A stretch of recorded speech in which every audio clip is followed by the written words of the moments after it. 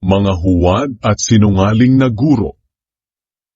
Malinaw ang sinasabi ng banal na Espiritu na sa mga huling araw, tatalikod ang iba sa pananampalataya nila sa Diyos.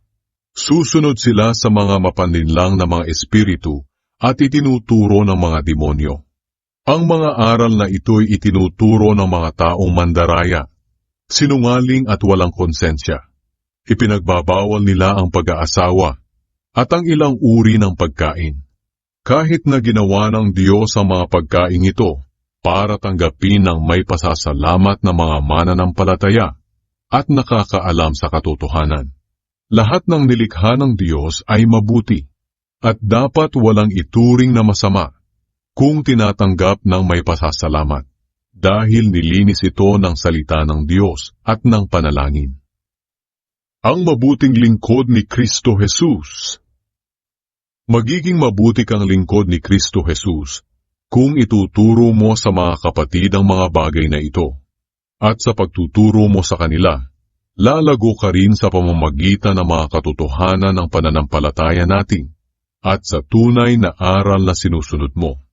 Huwag mong pag-aksayahan ang panahon ng mga walang kabuluhang alamat na sabi-sabi lang ng matatanda. Sa halip, sanayin mo sa kabanalan ng sarili mo.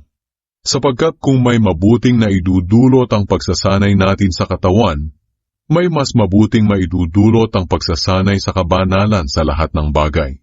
Hindi lang sa buhay na ito, kundi maging sa buhay na darating. Totoo ang kasabihang ito, at dapat tanggapin at paniwalaan ng lahat.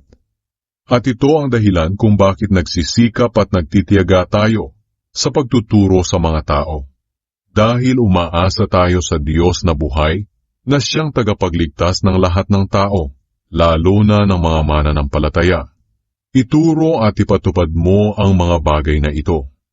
Huwag mong hayaang hamakin ka ni numan dahil sa iyong kabataan. Sa halip, maging halimbawa ka sa mga mananampalataya sa iyong pananalita, pag-uugali, pag-ibig, pananampalataya, at malinis na pamumuhay. Habang wala pa ako riyan, gamitin mo ang panahon mo sa pagbabasa ng kasulatan sa mga tao, sa pangangaral at pagtuturo. Huwag mong pababayaan ang kaloob sa iyo ng banal na Espiritu ayon sa inihayag ng mga namumuno sa iglesia nang ipatong nila ang kamay nila sa iyo. Gawin mo ang mga tungkuling ito at lubos mong italaga ang sarili mo sa mga ito para makita ng lahat ang paglago mo. Maging maingat ka sa pamumuhay at pagtuturo mo. Patuloy mong gawin ang mga bagay na ito para maligtas ka at ang mga nakikinig sa iyo.